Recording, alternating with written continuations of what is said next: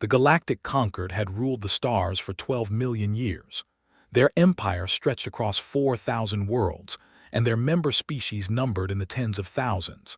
They had seen civilizations rise and fall like waves upon a cosmic shore. They had watched stars die and new ones be born. They believed, with the certainty of the ancient and the powerful, that they understood how the universe worked. They were wrong. High Arbiter sat upon his throne of living crystal on the great council world of. His body was long and serpentine, covered in scales that shifted color with his mood. Right now, they were a calm blue-green, the color of mild curiosity. Before him floated a holographic image of a small blue planet, third from an unremarkable yellow sun in an unremarkable arm of an unremarkable galaxy. "Tell me again," he said to the observer who knelt before him, "what did you find?" The observer was a Ani, a species known for their patience and their perfect memory.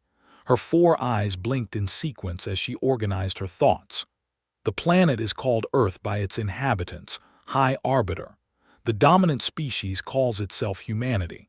They have existed for approximately 300,000 of their years, though they have only developed technology in the last few thousand. And their development rate." The observer hesitated. This was the part that made her uncomfortable. Unprecedented, High Arbiter. They went from chemical rockets to nuclear weapons in less than 50 of their years. They have begun exploring their own star system. At their current rate of advancement, they will develop faster than light travel within the next 2 centuries. Scales flickered to yellow, the color of interest. Fascinating, and their society, their temperament. "That is, concerning High Arbiter." She waved her hand, and the hologram changed. It showed images that made several council members gasp in horror. Cities burning, soldiers marching, weapons of terrible destruction being deployed against members of the same species. "They war among themselves constantly," the observer continued. "They have fought thousands of conflicts in their recorded history. They have killed hundreds of millions of their own kind. They create weapons not just for defense, but for what they call deterrence, the threat of such terrible destruction that no enemy would dare attack them."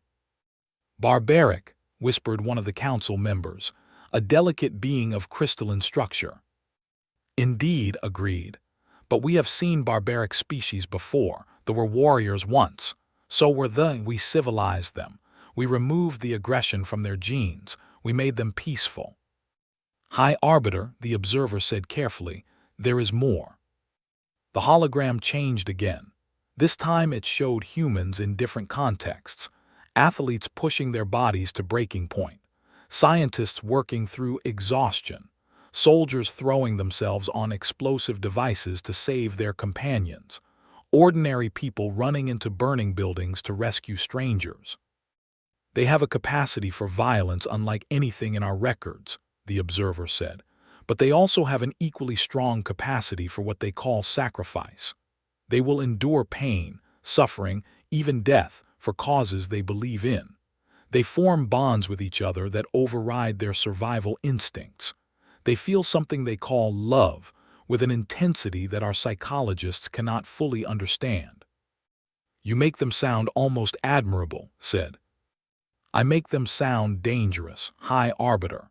A species this young, this aggressive, this unpredictable, if they reach the stars, they could destabilize everything we have built." The council chamber fell silent. For a long moment no one spoke, then rose from his throne, his scales shifting to the deep purple of decision. "Send an ambassador," he commanded. "Give them the choice we give all primitive species. They can submit to genetic modification and join the conquered as peaceful members, or they can face the consequences of refusal." "And if they refuse, High Arbiter?" Scales went black, the color of finality. "Then we do what we have always done, we purge them."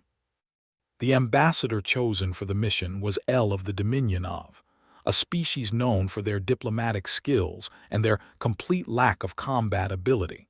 That had been so long ago that they had no memory of ever being anything other than peaceful. L had handled dozens of first contact situations. He was confident that this one would be no different. His ship dropped out of faster-than-light travel at the edge of the Earth's solar system. He had expected the humans to be awed by his arrival. After all, this was their first contact with an alien species. They should be terrified or worshipful or at least impressed. Instead, his communication systems immediately lit up with thousands of signals. The humans had detected his arrival within seconds. They were already trying to talk to him. L was surprised, but he adapted. He broadcast the standard greeting in the mathematical language all intelligent species eventually developed.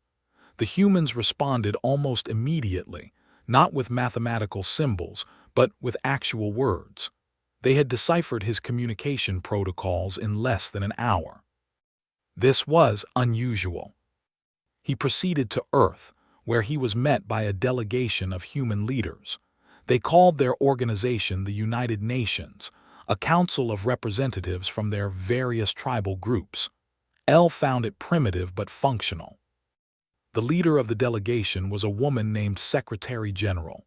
She was tall for a human, with dark skin and graying hair. Her eyes were sharp and intelligent, and she showed no fear as she looked upon L's alien form. "Welcome to Earth," she said. "We have many questions for you." "I have something more important than answers," L replied.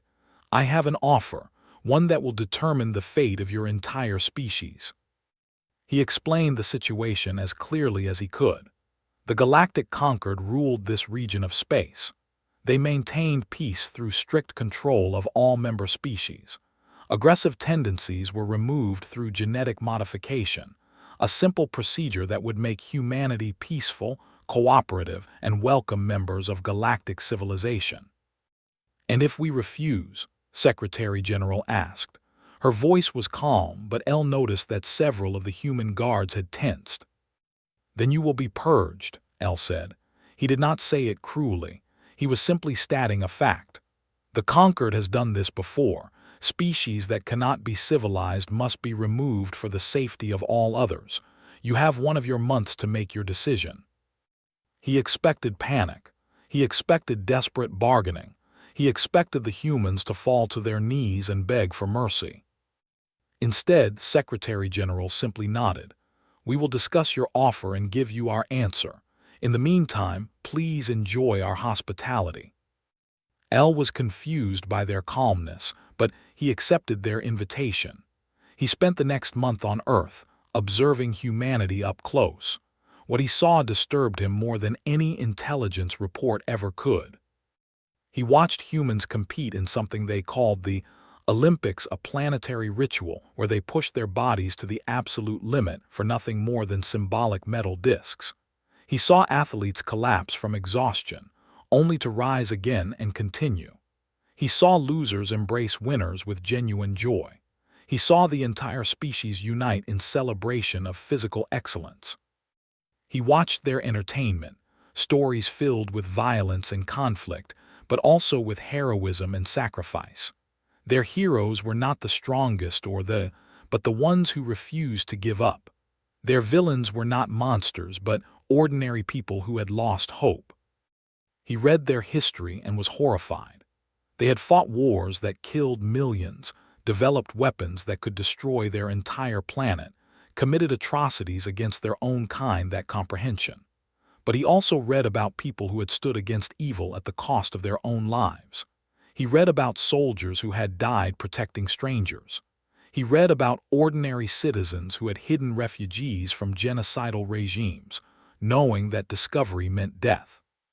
He tried to understand their concept of freedom, the idea that each individual had the right to make their own choices, even bad ones. It was completely alien to the Conquered way of thinking, where the collective good always outweighed individual desires. And he watched their children.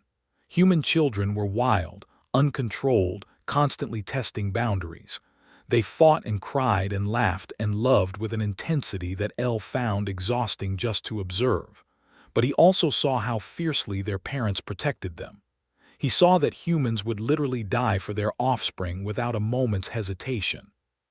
When the month ended, L returned to the United Nations Assembly to receive humanity's answer. The chamber was packed with representatives from every nation on Earth. Billions more watched through their primitive broadcast technology. Secretary General stood at the podium. Behind her, the flags of every human nation hung in a row, symbols of their divisions, but also of their unity. Ambassador L, she said, we have considered your offer. We have debated it in every language. We have discussed it in every forum, and we have reached a unanimous decision. L leaned forward. Perhaps they had seen reason. Perhaps they understood that resistance was futile. Our answer is no. The chamber erupted, not in panic but in cheers. Representatives stood and applauded. Outside, L could hear the roar of crowds that had gathered around the building. You don't understand, L said, his voice rising. The conquered has never been defeated. We have purged hundreds of species. You cannot win. Perhaps not, Secretary General agreed. But we will not submit. We will not allow you to change who we are. Our aggression, our passion, our capacity for violence, these are part of what makes us human. So are our love, our creativity, our refusal to give up. You cannot take one without destroying the other. Then you choose extinction. Secretary General smiled. It was not a pleasant smile. We choose to fight, and you should know, Ambassador, we're very good at that. L returned with humanity's answer. The High Council was shocked. No species had ever refused their offer so completely, so defiantly. For a moment, there was silence in the great chamber. Then High Arbiter began to laugh. They have spirit, he admitted.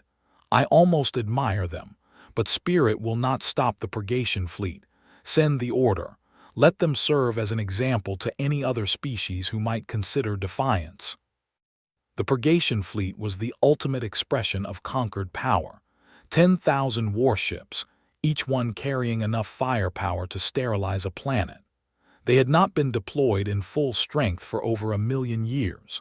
The last species to face them had been reduced to archaeological curiosities within a decade. Admiral Hex was given command of the operation. He was a species of aquatic origin that had evolved to breathe both water and air. His people had been among the first to join the conquered, back when there were only a dozen member species. He had served in the fleet for 3 centuries and had never known defeat. How long until we reach the target system? He asked his navigation officer. 14 standard days, Admiral. The primitives will have no warning of our approach. Excellent. Begin preparing bombardment protocols. I want this to be clean and efficient. No need to waste resources on a species this backward. As the fleet traveled through the darkness between stars, Admiral Hex reviewed the intelligence on humanity. He saw the same images that had horrified the conquered, the wars, the weapons, the violence. But where others saw danger, he saw only primitives who had not yet learned their place in the cosmic order. He did not watch the other images, the ones showing human determination, human ingenuity, human spite. He did not see the recordings of humans who had been tortured for days without breaking. He did not read about the sieges where starving defenders had fought to the last person.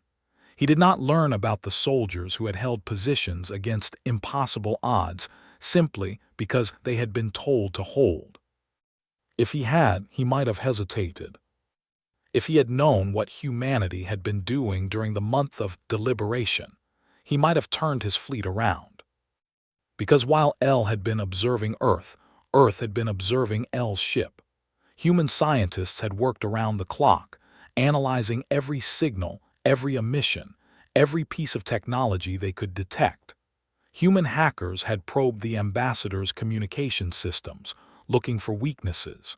Human engineers had begun designing weapons based on principles they barely understood. And human soldiers had begun training for a war unlike any they had ever fought. Secretary General held a secret meeting with the world's military leaders. We have perhaps a year before they return, she said. Maybe less. What can we do in that time? General of the United States spoke first.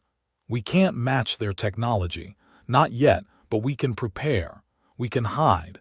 We can make them pay for every inch of space they try to take. They expect us to surrender or die quickly, added General of Japan. They don't expect resistance. That's their weakness. They've never fought humans before, said General of the African Union, a grim smile on his face. They don't know what we're capable of when we're cornered. Around the world, humanity prepared. Factories that had built cars began building weapons. Scientists who had studied black holes began studying alien shields. Hackers who had stolen corporate secrets began probing alien networks. And deep in the hearts of billions of humans, something ancient stirred. Something that had slept during the long peace between nations. Something that remembered the thrill of the hunt, the rush of battle, the satisfaction of destroying an enemy. The conquered thought they were coming to exterminate pests. They were about to learn that they had awakened something far more dangerous. On the day the Purgation Fleet entered the Sol system, humanity was waiting. Not with a single fleet, but with something the aliens had never encountered before. A species that had spent its entire existence learning how to fight, how to adapt, and how to win. High Arbiter, watching from, expected a quick victory and a useful lesson for other primitive species. He would not live to see how wrong he was. Admiral Hex stood on the command deck of his flagship, the Eternal Judgment, and watched the blue planet grow larger on his. It was beautiful, he admitted. A shame it would soon be nothing but ash and memory. Status report, he commanded. All 10,000 ships are in formation, Admiral. Weapons are charged. Shields are at full power. No enemy vessels detected. Hex allowed himself a moment of satisfaction. This would be the easiest purge in conquered history. The humans had no fleet, no space-based defenses, nothing but primitive satellites and a few research stations on their moon. His officers were actually disappointed that there would be no battle. Move into bombardment position, he ordered. Target their major population centers first. I want this finished before their sun sets. The fleet glided forward, 10,000 ships moving in perfect formation. They had done this 100 times before on 100 worlds. The procedure was simple: destroy the cities, eliminate any resistance, then send in ground forces to hunt down survivors. Within a year, the planet would be empty and ready for recolonization. They were halfway to Earth when the first ship went dark. It was a small cruiser on the outer edge of the formation. One moment it was there, its systems humming with power. The next, every light on the vessel went out. It drifted silently, dead in space. What happened? Hex demanded. Unknown, Admiral. We're reading a complete system failure. No weapons fire detected, no impacts. It just stopped. Before anyone could respond, 3 more ships went dark, then 10, then 50. Across the fleet, chaos erupted. Ships that had never known malfunction suddenly lost power. Navigation systems went haywire. Weapons refused to fire. Shields flickered and died. We're under attack, someone shouted. But from what? Our sensors show nothing. Hex felt something he had not felt in 300 years: fear. Get me a damage report, now. The reports came in, each one worse than the last. Over 1,000 ships were completely disabled. Another 2,000 were experiencing partial system failures. The remaining vessels were beginning to show similar symptoms. It's in our networks, the chief engineer reported, his voice trembling. Something is in our computer systems. It's spreading from ship to ship through our communication links. We've never seen anything like it. Cut the links, isolate the infected vessels. We can't, Admiral. The infection is already everywhere. It's like it was designed specifically for our systems. On Earth, in a basement in California, a 19-year-old hacker named leaned back in his chair and grinned. Around him, Dozens of other hackers were working frantically at their computers, each one controlling a different part of the attack. Phase 1 complete, announced over the communication channel. We've got about 60% of their fleet. On the other end of the channel, General's voice crackled with tension. How long until they figure out what's happening? They're already figuring it out. But here's the beautiful thing.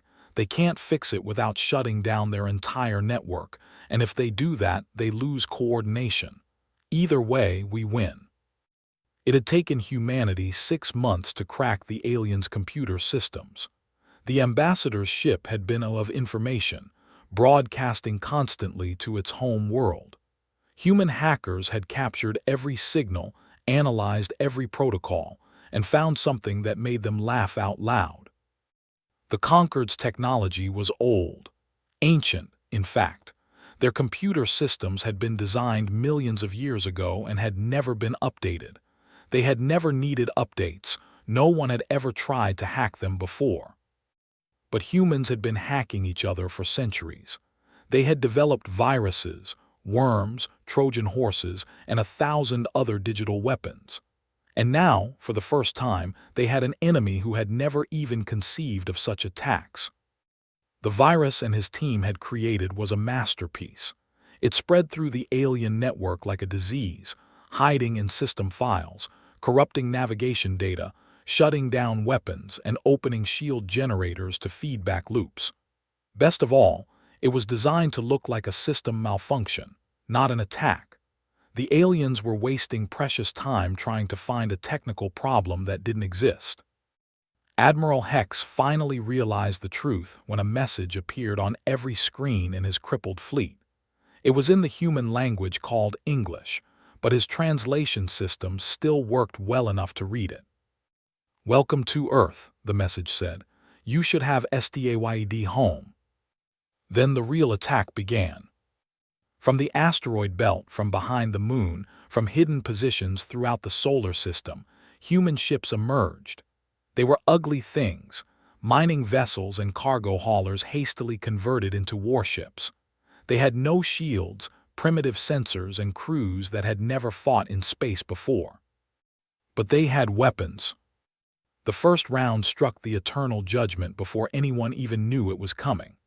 A tungsten rod the size of a car, accelerated to 3% of the speed of light, punched through the flagship's hull like a needle through paper. It entered through the port side and exited through the starboard side, leaving a tunnel of devastation in its wake. Admiral Hex was thrown from his feet as the ship shuddered. Alarms screamed. Emergency lights flickered red. What was that? Kinetic impact, Admiral. Some kind of projectile weapon. No energy signature. Kinetic? Hex was confused. The Conquered had abandoned kinetic weapons millions of years ago. They were primitive, inelegant, and far less efficient than energy-based systems. Who would use such outdated technology? Another impact rocked the ship, then another. All around him, Hex could see other vessels taking hits. The human weapons were simple, just chunks of metal moving very fast, but they were devastating. Shields were designed to absorb energy, not solid objects. The rounds passed through them like they weren't there. "Return fire," Hex screamed. "Our weapons are offline, Admiral. The computer virus." "Then fix them." "We're trying, but—" A third impact struck the bridge directly. The shattered. Officers were thrown into the walls. The lights went out, replaced by the dim glow of emergency systems. Hex pulled himself upright and looked around at the chaos. Half his bridge crew was dead or injured. His flagship was crippled. His fleet was in disarray. And the humans were just getting started.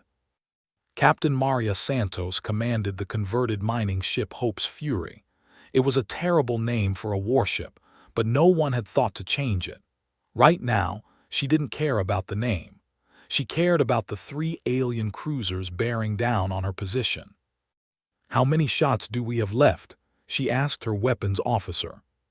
4 rounds, Captain. After that, we're down to the nukes." "Save the nukes. Fire everything we've got at the lead ship." The hummed with power as it prepared to fire. It was a crude weapon by alien standards, just a series of electromagnets accelerating a metal slug, but it worked. The round left the barrel at impossible speed and crossed the distance to the alien cruiser in less than a second. The alien ship tried to maneuver, but it was too slow. The round struck its engine section and kept going, tearing through the reactor and out the other side. The cruiser broke apart in a silent explosion of debris and frozen atmosphere. "Direct hit," the weapons officer shouted. "Two more coming," Santos said. "And we're running out of ammunition. All ships prepare for close combat." Close combat in space was insane. Everyone knew that. Ships were not designed to ram each other. There was no such thing as boarding action in the void. The conquered had never even considered the possibility. But humans had been boarding ships for thousands of years, ever since the first pirates had swung from one wooden vessel to another.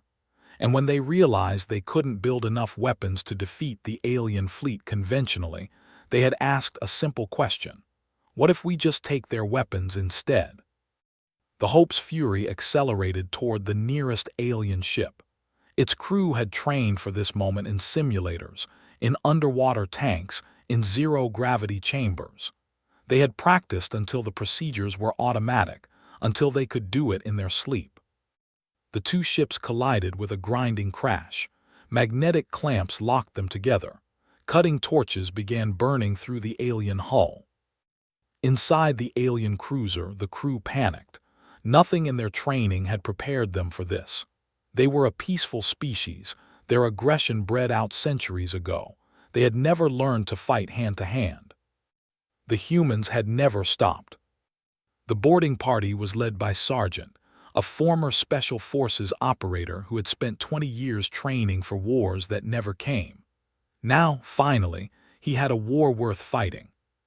He was the first through the breach. The alien corridor was dark, the ship's power was failing, but his helmet display showed him everything he needed to see.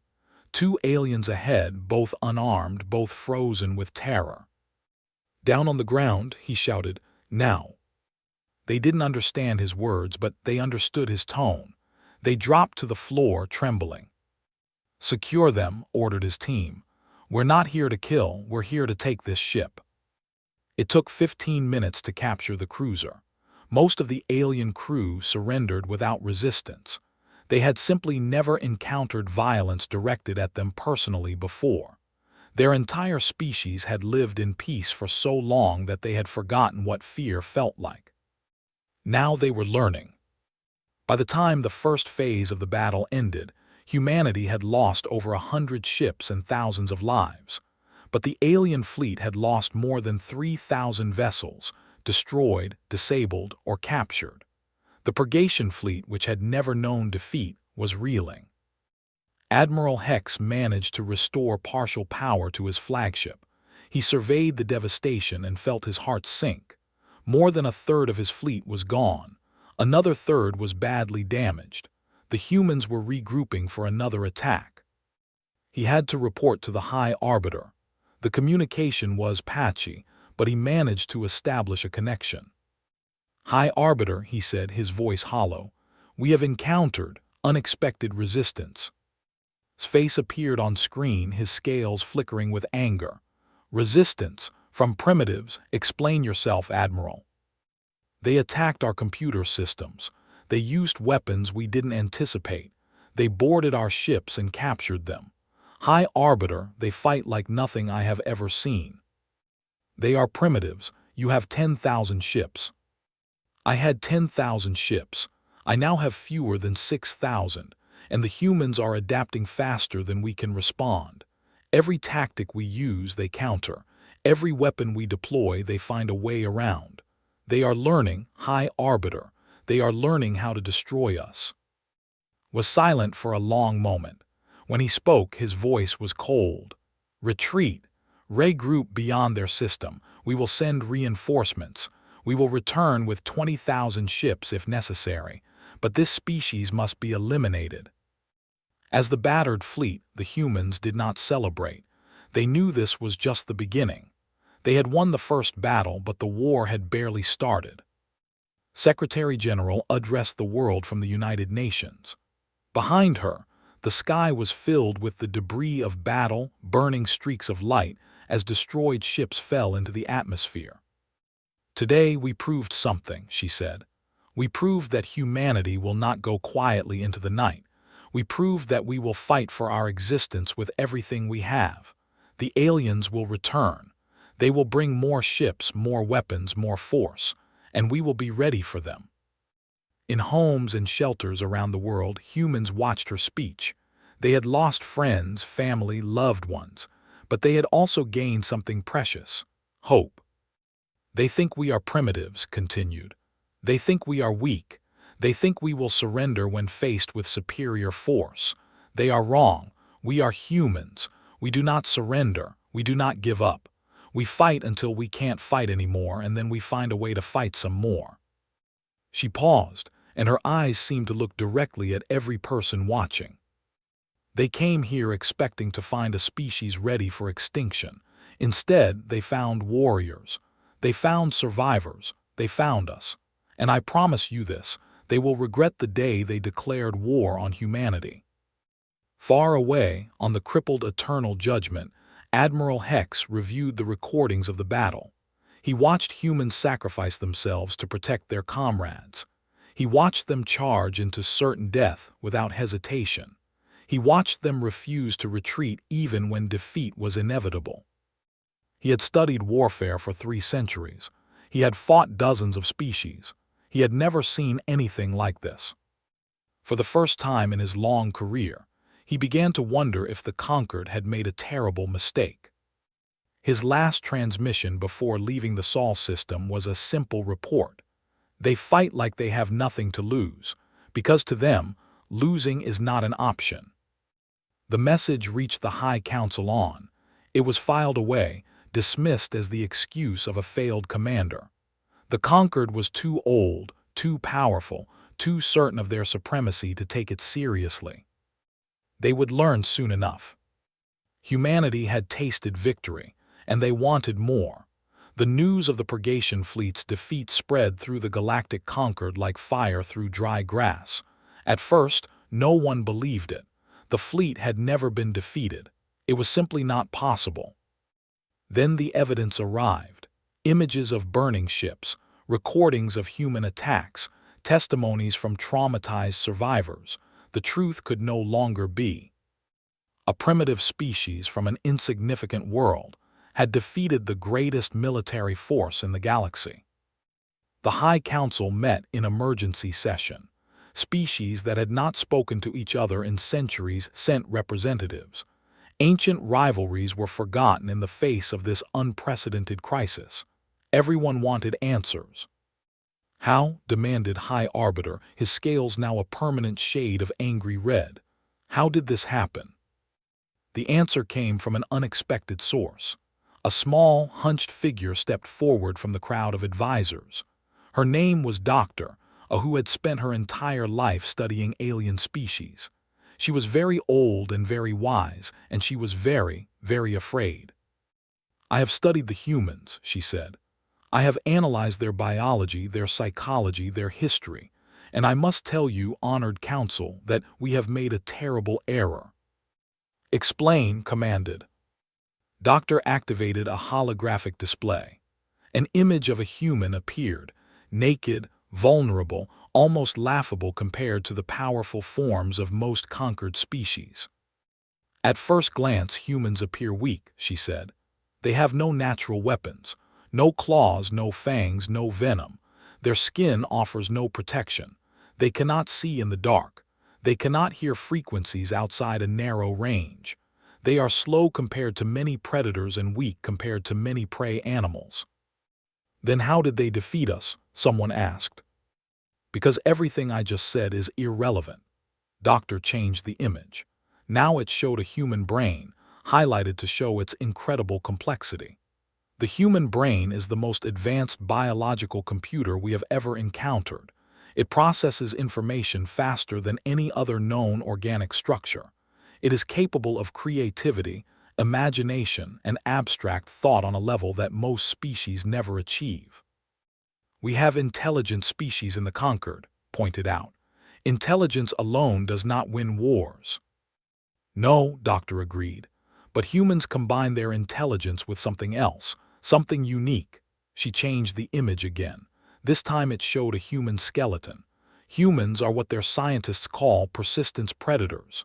In their evolutionary history, they did not hunt by being faster or stronger than their prey. They hunted by following their prey until it collapsed from exhaustion. The council members shifted uncomfortably. This was already disturbing. Their bodies are designed for endurance. They can travel enormous distances without rest. They can survive injuries that would kill most species. Their wounds heal at an accelerated rate. They can continue functioning even when parts of their body are damaged or destroyed. She showed images of humans who had survived terrible injuries. A man who had lost both legs and still competed in athletic events. A woman who had been burned over half her body and continued to work as a physician. A soldier who had taken multiple projectile wounds and kept fighting until the battle was over. "They do not stop," Doctor said. "Even when logic dictates that they should surrender or retreat, they continue. And this is where we encounter the most disturbing aspect of human psychology." The next image showed a word in the human language. The translation software struggled with it for several seconds before giving up. "This word is spite," Doctor explained. "It has no direct equivalent in any conquered language.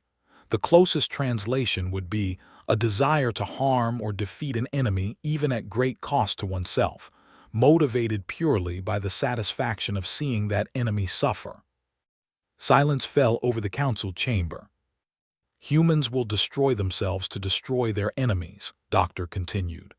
"They will sacrifice everything they have, everything they love, everything they are, simply to ensure that their opponents do not win. This is not logical. This is not rational, but it is very, very human." She changed the image once more. Now the display showed scenes from human history, soldiers charging into certain death, cities burning rather than surrendering, prisoners refusing to break under torture, civilians fighting tanks with homemade weapons. "I have studied their military history extensively," Doctor said. "I have found examples of spite throughout their past. At a place called Thermopylae, 300 warriors fought against hundreds of thousands, knowing they would die, simply to delay the enemy. At Stalingrad, they fought for every building, every room, every staircase, losing millions of lives rather than surrender one city. They continued attacking a fortified position for over a month, accepting massive casualties, because retreat was not considered acceptable." Interrupted. "These are impressive stories, but they are still just primitives fighting other primitives. We are the conquered. We have technology they cannot match." "With respect, High Arbiter, that is precisely what Admiral Hex believed, and now his fleet is in ruins." Doctor's voice hardened. "Let me tell you what I have concluded from my research. Humans are not just aggressive. They are not just persistent. They are adaptable in ways that should be impossible." She pulled up another set of images. These showed humans in various environments: jungles, deserts, frozen wastelands, underwater, in space. They live everywhere on their planet. They have adapted to every climate, every environment, every condition. When faced with a problem, they do not wait for evolution to provide a solution. They create solutions themselves. They build tools. They modify their environment. They change the rules of the game rather than play by the existing rules. And most importantly, Doctor said, they learn. They learn faster than any species we have ever encountered. During the battle in their system, they adapted to our tactics within hours. They developed countermeasures to our weapons in real time. They are not fighting us with their original technology anymore. They are fighting us with our own technology, modified and improved." A murmur of alarm ran through the council. "There is one more thing you must understand," Doctor said. "I have studied their psychology in depth. I have analyzed their art, their stories, their dreams, and I have found a pattern that disturbs me greatly. The display showed images of human fiction, stories of war, of survival, of humanity facing impossible odds. In story after story, the pattern was the same. Humanity on the brink of extinction, fighting back against overwhelming force and ultimately winning. They have been imagining this war for centuries, Doctor said. They have written thousands of stories about alien invasions. They have spent generations thinking about how they would fight, how they would survive, how they would win. When we attacked them, we did not catch them unprepared. We gave them something they had been dreaming about their entire existence as a species. You're saying they wanted this? Asked. I'm saying they were ready for this. Somewhere in their collective unconscious, they have always known that the universe is dangerous. They have always expected that someday, something would come from the stars to destroy them, and they have spent their entire history preparing for that day. Doctor turned off the display. Her voice was quiet but filled with dread. High Arbiter, Honored Council, I must give you my professional assessment. If we continue this war, we will lose. Not because humans are more powerful than us, they are not. Not because their technology is superior, it is not. We will lose because they will never stop fighting. They will never surrender. They will continue until one side is completely destroyed, and they would rather be destroyed than defeated. Then we destroy them, said. We send 100,000 ships, 1,000,000 if necessary. We reduce their planet to dust. If we do that, Doctor said, we will not be killing humans. We will be creating martyrs. And humans fight hardest of all when they are fighting for the memory of the dead. On Earth, humanity was not waiting for the conquered's next move. They were preparing. Generals stood in a vast underground complex, watching as teams of engineers studied captured alien technology. In the 6 months since the first battle, they had made remarkable progress. Reports, he ordered. We've cracked their FTL drive, the lead engineer said.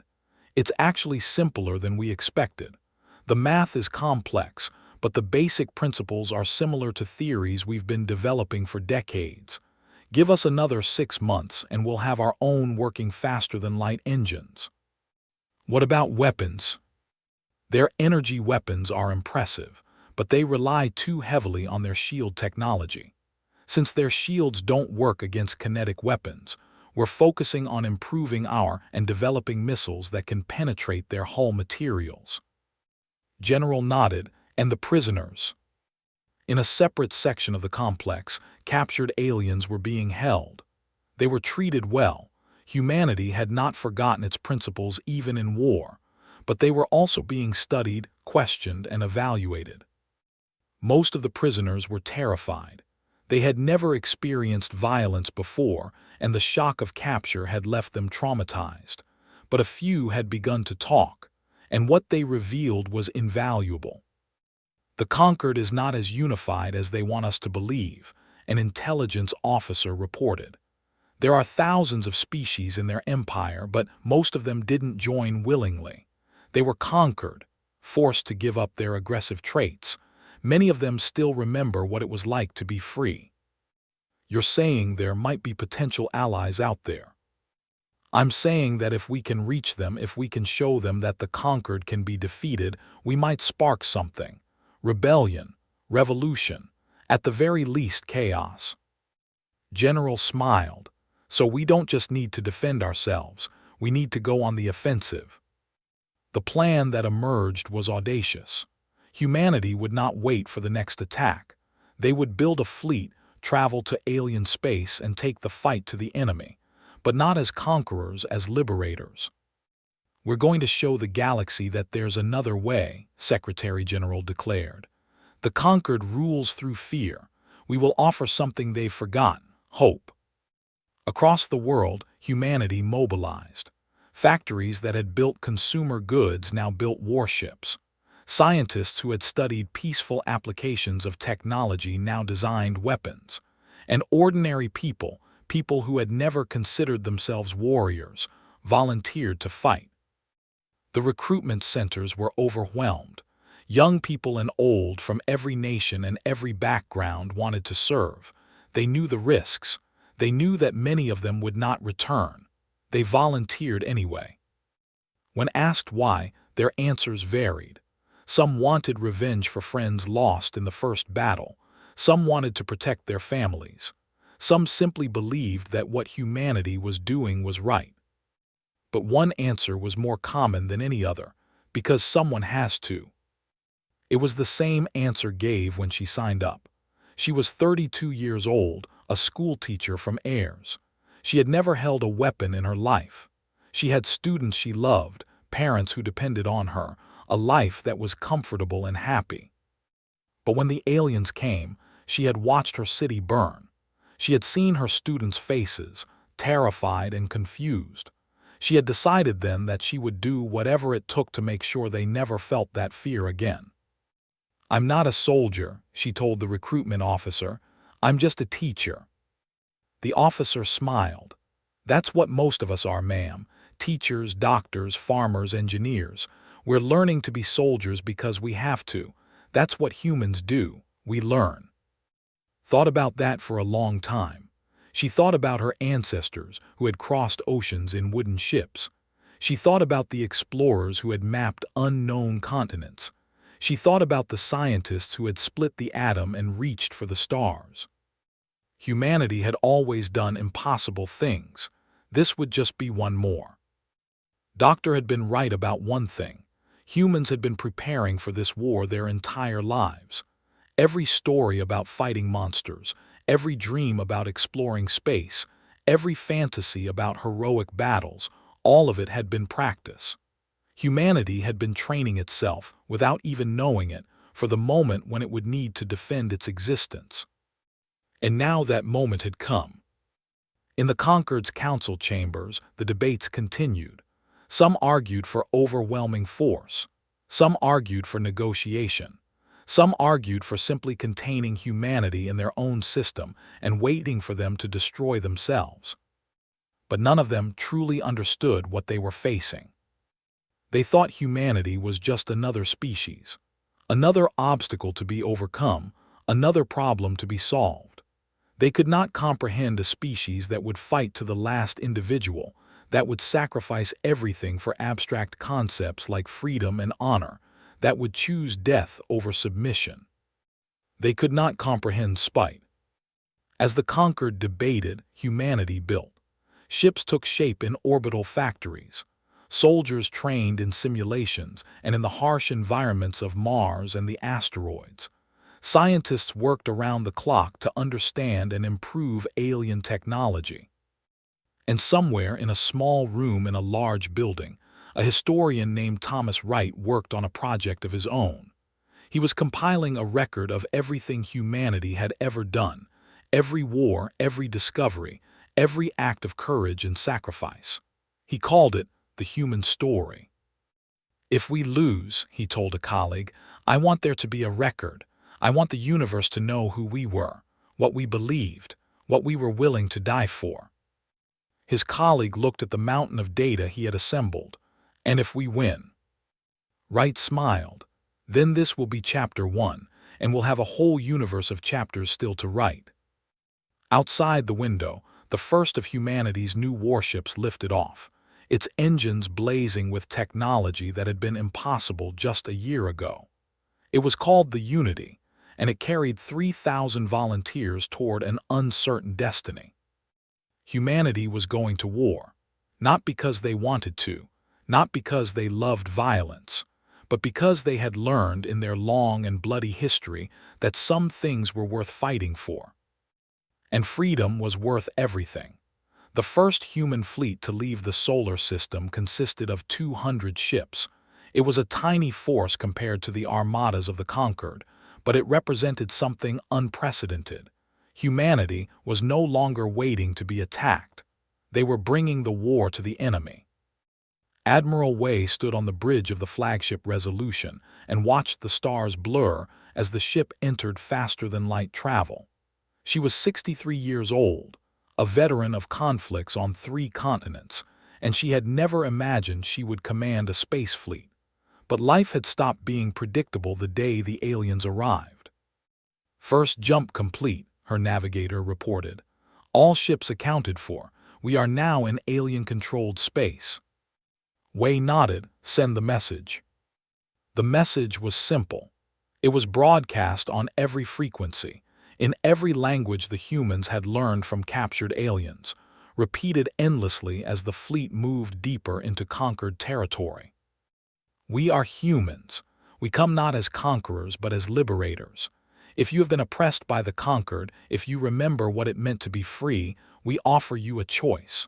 Join us, and together we will build a galaxy where no species rules over another."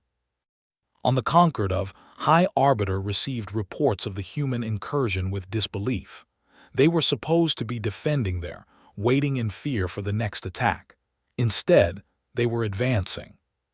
"How many ships?" he demanded. 200, High Arbiter, a tiny force. Our local fleets can easily." "No," scales flickered with rare uncertainty. "Do not underestimate them again.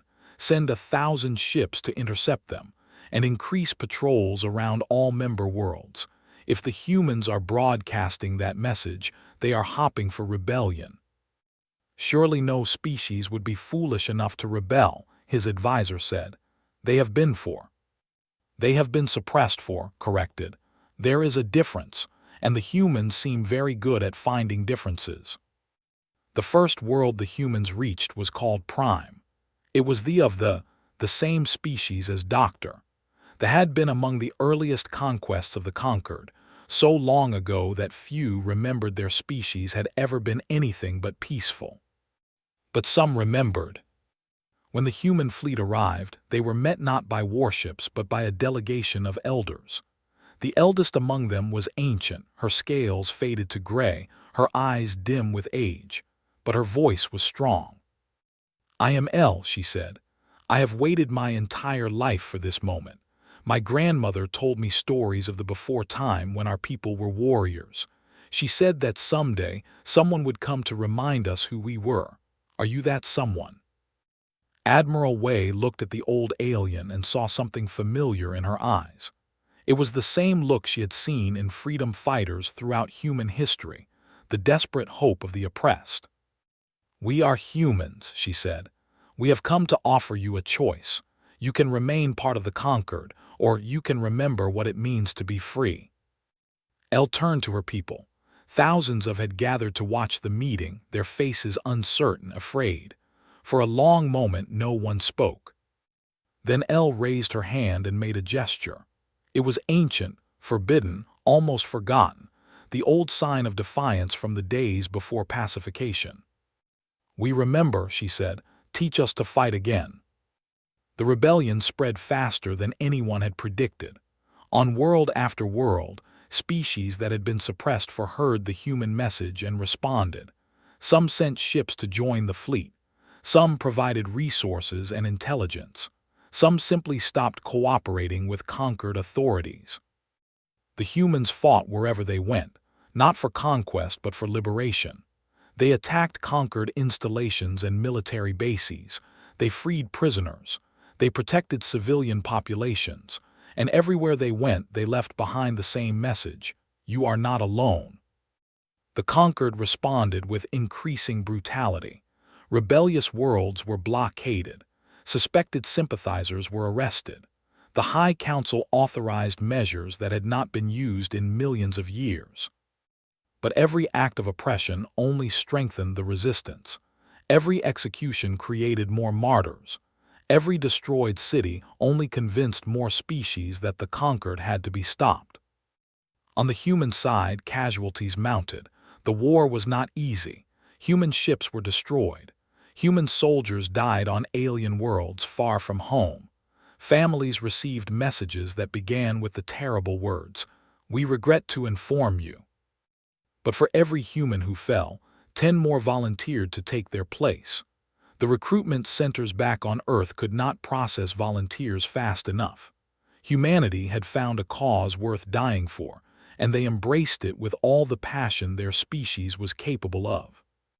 Was now Sergeant, leader of an infantry squad in the 3rd Liberation Division. She had fought on 4 worlds, been wounded twice, and lost more friends than she wanted to count. But she had also seen things that made every sacrifice worthwhile. She had seen children who had never known freedom playing in streets that were no longer patrolled by conquered soldiers. She had seen old warriors, their fighting spirit restored after generations of suppression, standing proudly in new uniforms. She had seen species that had been enemies for shaking hands because they had discovered a common cause. "Why do you fight?" a young alien soldier asked her one day. "You could have stayed on your own world. You could have defended your borders and hoped the conquered would leave you alone. Why come here to die for species you never knew existed?" Thought about the question for a long time. Because when I was a child, I read stories about heroes, people who fought for what was right, even when it was hard, even when it seemed impossible. I wanted to be like them, and now I have the chance. "But you might die," the young alien said. "You probably will die. This war may go on for decades." "Then I'll die fighting for something that matters," smiled. "That's more than most people get. And maybe, someday, young people from your species will read about this war. They'll read about humans and a dozen other species who stood together against tyranny, and they'll want to be like us." The turning point came on a world called 6. It was a small planet, a mining colony home to 40,000 members of a species called the. They were small, gentle creatures, known for their skill in extracting rare minerals. They had never been warriors, and they had not joined the rebellion. But they had sheltered humans. When the conquered fleet arrived, they found 300 human soldiers who had been cut off from their main force. They could have surrendered them. Instead, they had hidden them in their mines, fed them, cared for their wounded. The conquered commander, Admiral, was furious. He demanded the humans be turned over. They refused. What happened next was broadcast across the galaxy. Admiral ordered his ships to bombard the planet. They had no defenses, no way to fight back. They could only run as fire rained from the sky. 40,000 innocents died in less than an hour. Then the ground forces landed. They rounded up the survivors, humans and alike, and executed them in the central square of the main city. 300 humans, 6,000, shot one by one as cameras recorded everything. Admiral thought he was sending a message. He was, just not the one he intended. The footage reached Earth within days. It was shown on every news channel in every language. For 24 hours the planet fell silent. There were no speeches, no protests, no debates, just silence. Then the silence ended. Recruitment centers that had been busy became overwhelmed. Factories that had been running at capacity began running triple shifts. Scientists who had been making steady progress began making breakthroughs. And in 1,000 hearts, something cold and terrible was born. Captain Thomas commanded the human fleet that arrived at 6 3 weeks later. What they found made hardened soldiers weep. The cities were ruins. The bodies had been left where they fell. The conquered had wanted the galaxy to see its power. Instead, the galaxy saw its evil. Tracked Admiral across 12 systems. The alien commander thought he was safe, surrounded by his fleet, protected by layers of defenses. He had underestimated human determination before. He had not learned. The attack came without warning. Human ships emerged from faster-than-light travel already firing. His escort was destroyed in minutes. His flagship was crippled, boarded, captured. They found hiding in his quarters. He begged for mercy. He invoked the rules of civilized warfare. He promised information, cooperation, anything. Captain looked at him with eyes that held no warmth. You showed no mercy to our soldiers. The rules of civilized warfare didn't apply to them. What are you going to do? Asked, his voice trembling. We're going to put you on trial. We're going to show the galaxy every piece of evidence, every order you gave, every death you caused, and then we're going to let your own people judge you. Was confused. My people will never convict me. I was following orders. I was doing my duty. Maybe, said, but your people are going to see what duty to the conquered really means. They're going to see the bodies of children. They're going to hear the screams of the innocent. And they're going to ask themselves, is this who we want to be? The trial of Admiral was broadcast across the galaxy. Billions watched as the evidence was presented. They saw the bombardment. They saw the executions. They heard the last words of victims who had done nothing wrong except show kindness to strangers. The conquered tried to suppress the broadcast, but it was too late. Species that had been loyal began to question. Officers who had followed orders without thought began to wonder. The foundation that had held the conquered together for 12 million years began to crack. Was convicted by a tribunal of species from across the galaxy, including members of his own kind. He was sentenced to spend the rest of his life on the ruins of Six, tending the graves of those he had killed. But the trial was not really about punishment. It was about transformation. After the trial, 17 more species declared their support for the rebellion. Conquered fleets began to mutiny. Officers who had committed atrocities were turned over by their own crews. The war was no longer humans against the conquered. It was everyone who believed in freedom against everyone who believed in tyranny. Was promoted to lieutenant after 6. She was given command of a company, humans and aliens fighting side by side. They called themselves the Liberators, and they became one of the most decorated units in the war. We're not just fighting for humanity anymore, she told her soldiers before a battle. We're fighting for everyone who wants to be free. That's a bigger cause than any of us.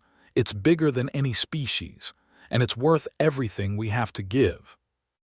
The war continued. The conquered still had more ships, more resources, more soldiers, but they no longer had certainty. They no longer believed victory was inevitable, and for a regime that had ruled through absolute confidence in its own supremacy, doubt was fatal. On High Arbiter watched the reports with growing despair. World after world was falling. Fleet after fleet was being destroyed or defecting. The empire he had sworn to protect was crumbling. How did this happen? He asked Doctor, who had been summoned to explain. The old looked at him with something that might have been pity. You conquered the galaxy by removing every species' ability to resist. You bred out their aggression, their passion, their will to fight. And for 12 million years it worked. No one could challenge you because no one wanted to challenge you. Then the humans came, said. Then the humans came, Doctor agreed. And they reminded everyone what it felt like to have something worth fighting for. They brought back the fire you had spent trying to extinguish, and now it's burning out of control. Can it be stopped? Doctor shook her head. The humans have a saying, you cannot put the genie back in the bottle. The hope they've spread cannot be taken back. Even if you destroyed Earth tomorrow, it would only make them martyrs. The rebellion would continue. The idea would survive. Was silent for a long time. When he spoke, his voice was tired. Then we have already lost. Perhaps, Doctor said, or perhaps this is an opportunity. The conquered has ruled through fear for 12 million years. Maybe it's time to try something else. What do you suggest? Talk to them, not as conquerors, not as enemies, as equals. The humans don't want to rule the galaxy. They just want to be free. Find a way to give them what they want without destroying everything we've built. The other High Arbiters will never agree to that. Then you will all fall together. The choice is yours. Dismissed her, but her words echoed in his mind. The humans had proven themselves stronger than anyone had imagined. Maybe, just maybe, there was another way. But it was too late for him to find it. The human fleet arrived at 6 months later. 2,000 ships, crewed by 50 different species, carrying soldiers who had fought across 100 worlds. At their head was the Resolution, battered but unbroken, with Admiral Way still in command. The final battle was about to begin. The sky above burned with the light of 1,000 battles. Human ships and their allies clashed with the last defenders of the conquered in the greatest space battle the galaxy had ever seen. Explosions bloomed like flowers of fire in the darkness. Ships died in silence, their crews giving their lives for causes they believed in. Admiral Wei stood on the bridge of the Resolution and watched the chaos unfold. The tactical display showed the positions of every ship in the battle, thousands of points of light, some friendly, some hostile, all moving in a deadly dance. "Status report," she commanded. "We've broken through their outer defenses," her tactical officer reported. "But they're falling back to protect the palace complex. Our ground forces are preparing to land." "Casualties?" The officer hesitated. "Heavy, Admiral. We've lost about 30% of the fleet, but we're winning." Winning, such a simple word for such a complicated truth. They were winning the battle, but the war had cost more lives than Wei wanted to count. Human lives, alien lives, lives that would never see the peace they were fighting to create. "Order the landing craft to launch," she said. "It's time to end this." On the ground, Lieutenant checked her weapon for the 10th time. Around her, 300 soldiers, human and alien, waited in the cramped transport ship. They were about to drop into the heart of the Conquered's power. "Nervous?" asked El, a young who had joined her unit 6 months ago. He had been a student before the war, studying mathematics. Now he was a soldier. "Always," admitted. "Only fools aren't nervous before a fight." "Then I must be a fool," El said with what passed for a smile among his species. "I'm not nervous at all. I'm excited." "Why?" "Because we're about to change the galaxy. Whatever happens today, things will never be the same, and I get to be part of it." He paused. "Is that strange?" Shook her head. "No, that's exactly how I felt the first time I went into battle. Hold on to that feeling. It'll keep you alive."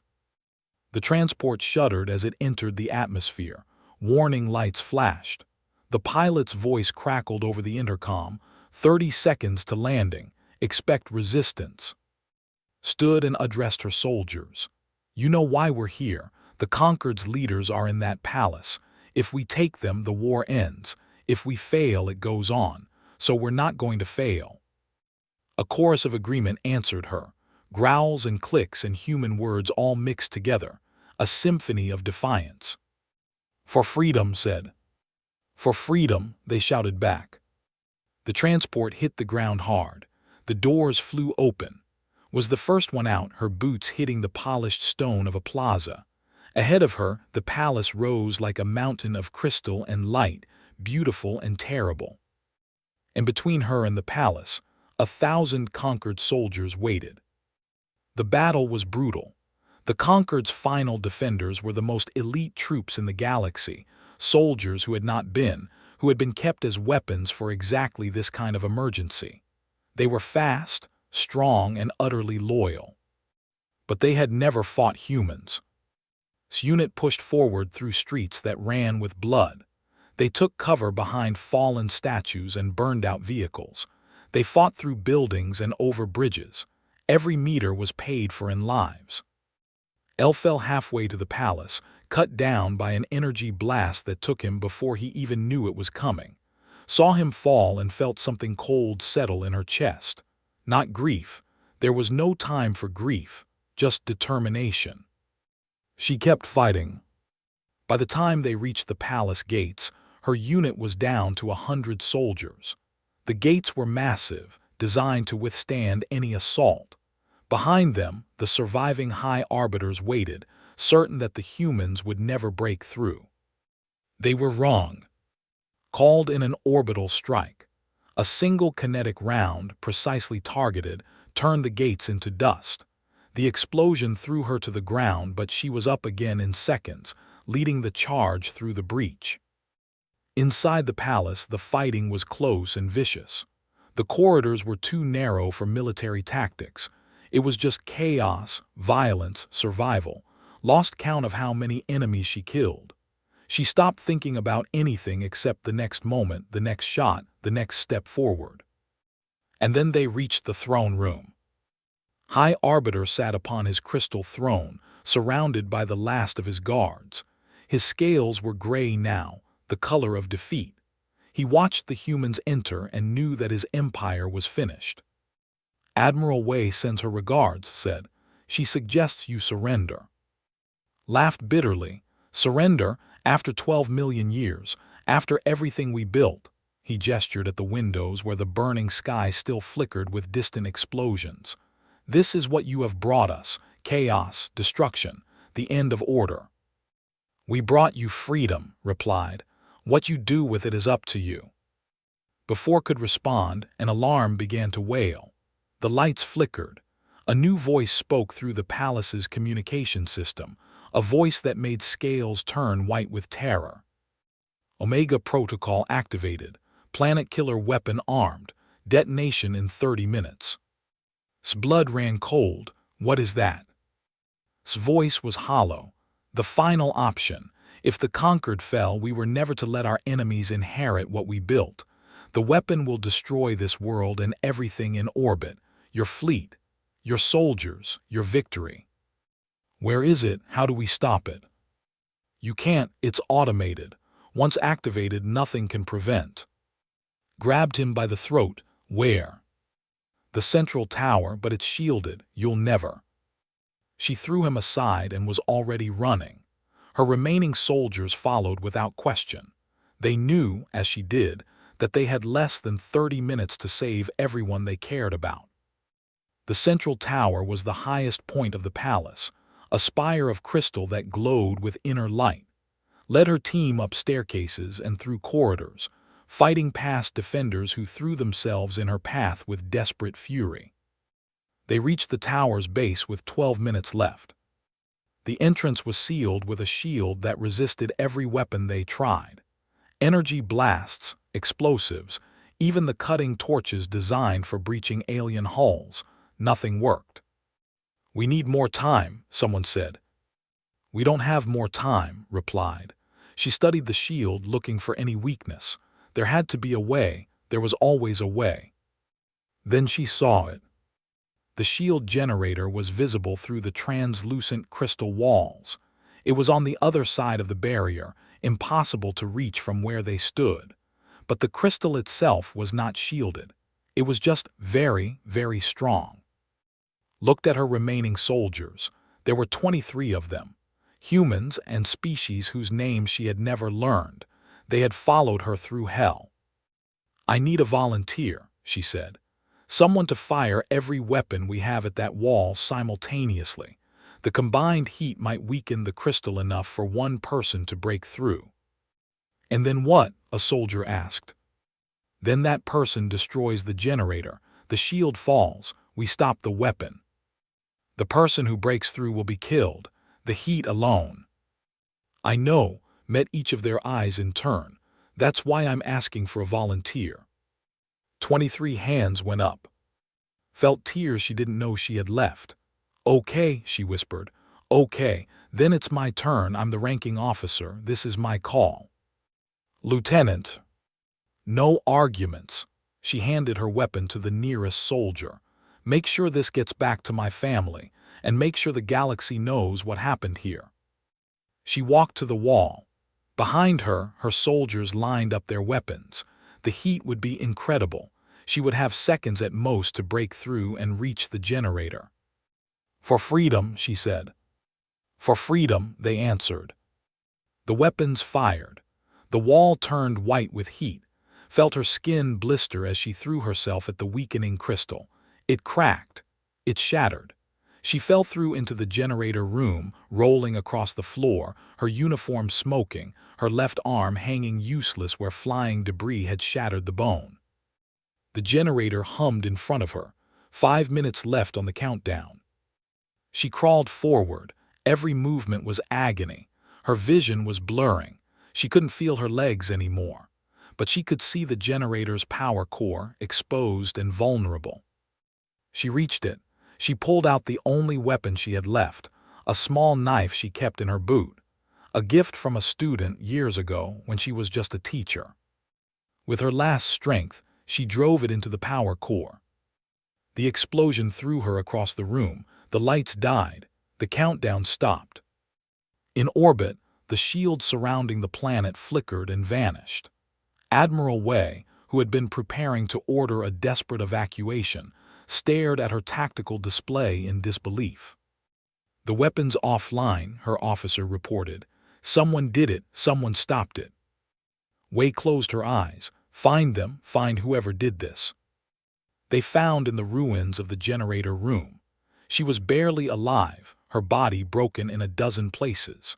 The medical team worked frantically to stabilize her, performing miracles of medicine in a shattered alien tower. She would survive. She would lose her left arm. She would spend months in recovery, but she would live. When she woke 3 days later, Admiral Wei was sitting beside her bed. "You saved the fleet," Wei said. "You saved the entire operation. The war is over. The conquered has surrendered." Tried to smile, but it came out as a grimace. "Did we win?" "We won thanks to you." "Not me." His voice was weak but clear. "Everyone, all of us, every person who fought and died and refused to give up. I just happened to be there at the end." Wei took her remaining hand. "History will remember what you did. History can remember whatever it wants. I just want to know one thing. The galaxy, is it going to be better now?" "I don't know," Wei admitted. "But we have a chance to make it better. That's more than we had before." The surrender ceremony was held in the great council chamber of, now by battle but still magnificent. Representatives of 1,000 species gathered to witness the end of an era. High Arbiter, the last of his line, signed the documents that dissolved the conquered's authority. His hands trembled as he wrote, 12 million years of history, ending with a stroke of a pen. Then it was Admiral Wei's turn to speak. The galaxy held its breath. This was the moment when the conquerors revealed their true intentions. This was when humanity would demand tribute, territory, submission. This was the way it had always been. But humanity had never been like other species. "We didn't fight this war for territory," Wei said. "We didn't fight for power or revenge or glory. We fought because you gave us no choice. You came to our world and told us to change who we are or die. We chose a third option. We chose to fight." She paused, looking out at the assembled aliens, former enemies, new allies, uncertain observers. "And now the fighting is over. So let me tell you what we want. We want peace. We want every species in this galaxy to have the freedom to determine its own future. We want to build a community of equals where no one rules by force and everyone has a voice." Murmurs of surprise rippled through the chamber. This was not the speech they had expected. "We're not perfect," Wei continued. "We've made mistakes. We've done terrible things in our history, but we've also learned. We've learned that true strength comes not from domination but from cooperation, not from fear but from trust." She gestured to the assembled species. "Look around you, humans and 100 others. A year ago many of you were enemies. Today we've fought side by side. We've bled together. We've lost friends together. And together we've built something new. The old order is gone. The conquered's rule of fear is finished. What comes next is up to all of us. So here's our proposal, not a demand. A proposal. Let us form a new council. A true council where every species has an equal voice. Let us build a galaxy where no child has to grow up afraid, where no species has to give up who they are to survive." She smiled, not the smile of a conqueror, but the smile of a teacher who sees her students finally understand. "Let's be neighbors." The translation software struggled with the word. In some languages there was no equivalent, but the meaning was clear enough. The chamber erupted, not in protest but in something that sounded almost like hope. The new Galactic Council was established 6 months later. It was imperfect, messy, and sometimes chaotic. Old grudges flared up. New conflicts emerged. Building a lasting peace was harder than fighting a war. But they kept trying. Was offered a seat on the council. She declined. Instead, she went back to Earth, back to heirs, back to teaching. Her classroom was full of children who looked at her with awe, knowing that their teacher had helped save the galaxy. "Why did you come back?" one of her students asked. "You could be famous, you could be powerful." Thought about the question. She thought about the friends she had lost, the battles she had fought, the moment when she had driven a knife into an alien machine and changed the course of history. "Because this is where I belong," she said. "Fighting was never what I wanted. I just wanted a world where children could learn and grow without fear. Now we have that world, so I'm going to spend the rest of my life protecting it." By teaching. By teaching, she smiled. The most important weapon isn't a gun or a ship. It's knowledge, it's understanding. It's the ability to look at someone different and see a potential friend instead of an enemy. That's what I teach, and that's how we make sure the peace lasts. Centuries passed. The memories of the war faded into history, then into legend. The galaxy that humans had helped create grew and prospered. New species were welcomed as equals. Old hatreds were slowly healed. But the story of humanity's defiance was never forgotten. In the great archives of the new council, a document was preserved. It was written by a conquered historian named Doctor in the aftermath of the war. She had died long ago, but her words remained. "To any who find this record, the humans are not conquerors. They are not cruel. They will share their food, teach your children, and die for strangers. They have a capacity for kindness and compassion that humbles me. But if you threaten what they love, if you mistake their kindness for weakness, then God help you. Because they won't. They are the species that hunted until their prey collapsed from exhaustion. They are the species that fought world wars and survived.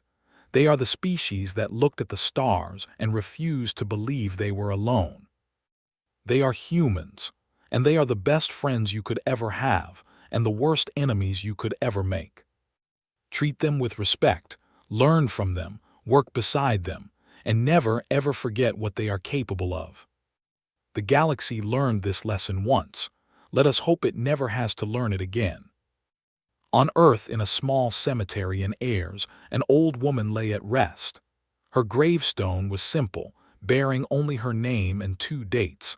But visitors often found flowers there, left by people she had never met, from species she had never known. Lieutenant had wanted to be a hero when she was young. She had become something better, a symbol. A reminder that ordinary people could do extraordinary things when they had something worth fighting for. Above her grave, the stars shone bright and clear. Somewhere out there, human ships traveled between worlds, carrying merchants and diplomats and tourists. Somewhere out there, children of a dozen species played together, learning that different did not mean dangerous. The galaxy was at peace. Not a perfect peace, not an easy peace, but a real one built on sacrifice and hope, and the stubborn human refusal to accept that anything was impossible. Humanity had answered the conquered's ultimatum with a single word: no. And in that word, they had changed everything.